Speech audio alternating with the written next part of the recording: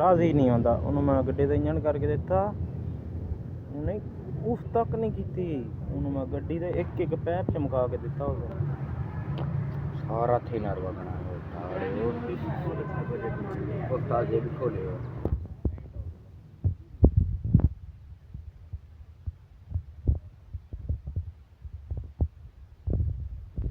ਕਰ सिगरेट